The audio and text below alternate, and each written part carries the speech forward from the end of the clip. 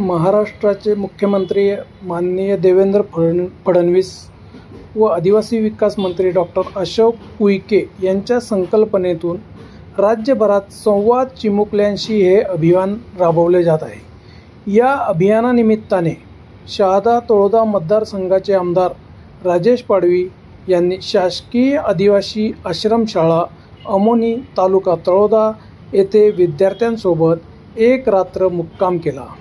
राज्य सरकार आणि आदिवासी विकास विभाग आश्रमीय विद्यार्थ्यांसाठी विविध प्रयत्न करीत आहे। शासनाच्या योजना प्रभावीपणे राबवल्या जाव्या यासाठी प्रयत्न केले जात असून आमदार राजेश पाडवी यांनी आश्रमीय व्यवस्था, विद्यार्थ्यांची व्यवस्था, विद्यार्थ्यांना मिळणाऱ्या सुविधा याबाबत चर्चा केली। तेथे मुक्काम ठेवून विद्यार्थी कशा पद्धतीने आश्रमीय जीवन जगतात याचा अनुभव स्वतः त्यांनी घेतला।